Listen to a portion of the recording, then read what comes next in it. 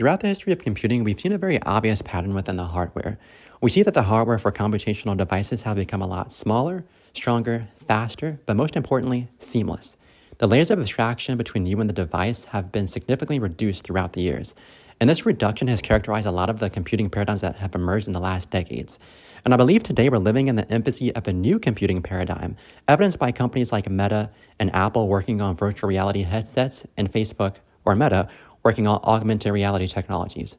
However, I believe that this is just the intermediaries to what is actually going to be the next big paradigm in computing. And when it comes, I believe it's going to be here for good.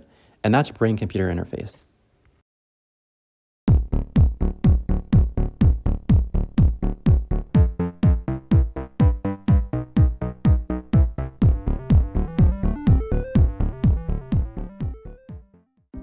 So what is a brain-computer interface? Well, simply put, a brain-computer interface, also known as a BCI, is a computer-based system that acquires brain signals. After the acquisition of these signals, the signals are then analyzed and then translated into commands that can be carried out by an output device. The user, after a period of training, is taught how to generate brain signals that will encode intention, and the brain-computer interface is trained on how to decode the signals and translate them into commands that can be carried out by a computer. The functions of a brain-computer interface system can be split into 4 steps. The first step of this process is signal acquisition. This is a process in which the brain signals are going to be measured using a particular sensor modality. One of the most commonly used methods to do this is electroencephalography, also known as EEG. EEG caps are caps that have electrodes embedded on them, which are used to record the electrical activity of neurons in the patient's brain, and then it provides an image of this electrical activity represented as waves on a graph of varying shapes, amplitude, and frequency. The next step of the process is feature extraction. This is the process of analyzing the acquired brain signals to distinguish pertinent signal characteristics, which are then represented in a compact form suitable for translation. This process also involves filtering out extraneous physiological data that may tamper with the results. The third step of feature translation is a part of the process in which the resulting features are passed to a translation algorithm, which converts these features into appropriate commands for the output device. Then the last part is device output. This is where the commands from the feature translation algorithm operate on an external device. This could be anything such as the selection of a character on a keyboard, the move of a prosthetic limb, or the move of a cursor. There's a variety of methods that can be used in brain-computer interface research, and these methods can be split into 2 camps of invasive and non-invasive methods. Non-invasive methods are those that are like EEG because they don't involve a device being implanted into a patient's brain. Invasive methods are methods in which brain-computer interface systems are implanted on the cortical surface of a patient's brain. And this is the area in which we've actually seen most of the breakthrough in brain-computer interface technology. Through the use of invasive methods, researchers at Brown University were able to give Kathy Hutchinson, a woman dealing with paralysis for over 15 years, the ability to control a prosthetic limb using her mind.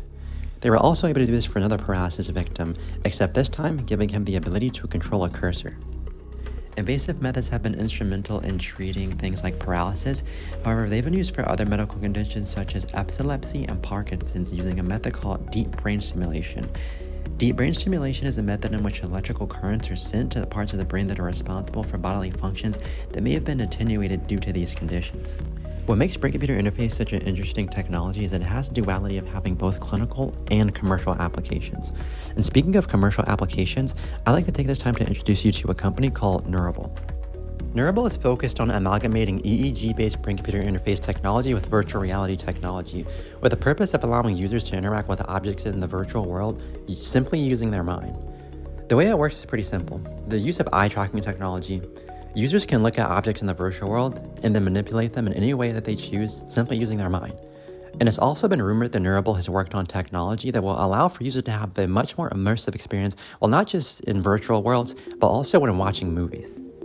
Speaking of movies, this leads me to discuss what I think is the coolest, scariest, and mildly dystopian, but the coolest application of this technology, and that's a digital reconstruction of images in the brain.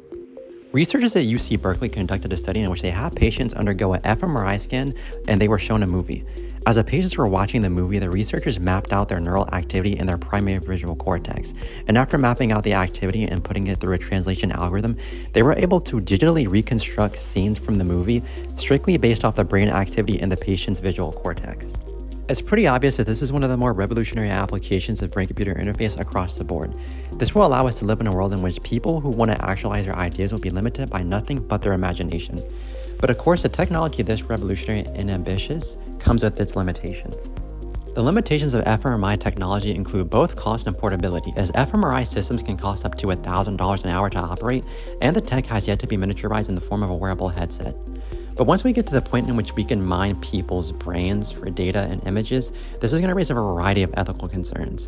And not to mention that general brain-computer interface systems have a reliability issue in which they don't always work under different types of environments. But at the end of the day, I just hope it doesn't end up like that one episode of Black Mirror.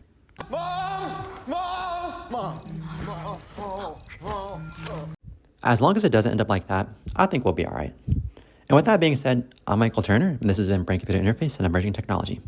Thank you.